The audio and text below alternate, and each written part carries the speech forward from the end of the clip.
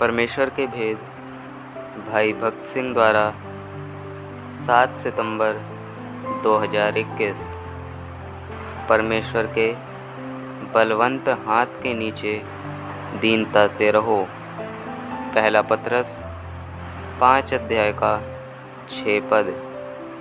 प्रभु को सारी सृष्टि पर अधिकार था और यद्यपि वो सवारी के लिए किसी भी प्राणी को आज्ञा दे सकता था, तो भी जानबूझकर उसने गधी के बच्चे का चुनाव किया।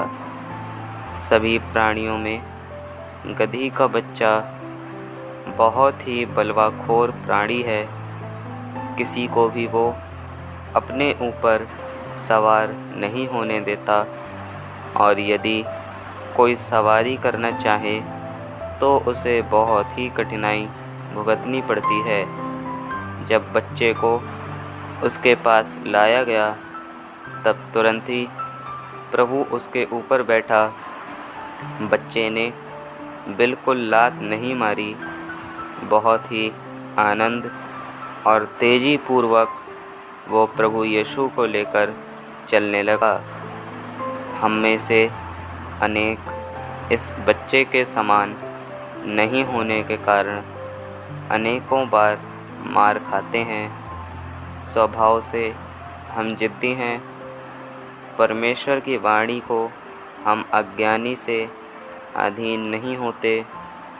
हम तो सिर्फ इतना ही चाहते हैं कि वो हमको आशीष दे और कठिनाइयों में से हमको छुड़ाए। प्रभु की इच्छा पूरी करने का समय आता है तब हम उसके लिए सहमत नहीं होते। हम तो अपनी ही इच्छा को पूरा करना चाहते हैं। इसी कारण से अनेक विश्वासी लोग आत्मिक रीति से वृद्धि नहीं पाते। वे संपूर्ण रीति से प्रभु के अधीन नहीं होते। प्रभु यीशु अपने चेलों को बताना चाहते थे कि यदि वे उसके सच्चे चेले बनना चाहें, उसकी सेवा करना चाहें और उसके पीछे आना चाहें, तो उन्हें इस बच्चे के समान संपूर्ण नम्र और अधीन होना पड़ेगा। कोई भी मनुष्य अपनी इच्छा को वश में नहीं कर सकता। हम सभी ही बहुत हठीले हैं और कई वर्षों तक मार खाने के बाद ही हम नम्र बने हैं। गधे का बच्चा बिछे हुए कपड़ों पर होकर चला। अधीन होने के बदले यदि वो लात मारना शुरू किया होता तो वस्त्रों पर चलने का मान उसे नहीं मिलता।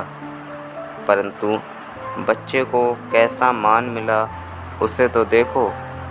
प्रभु यीशु को योग्य स्थान पर रखने के द्वारा हमें भी यही मान प्राप्त होता है। परमेश्वर के सेवक होने के नाते हम खुद पूरी रीति से अधीन होते हैं। तब जहाँ जाएं वहाँ हमारे ऊपर अनेक रीति से और प्रेम और स्नेह बरसाया जाता है। परंतु सामान्य बच्चे के समान लात मारें तो हम भी मार खाएंगे।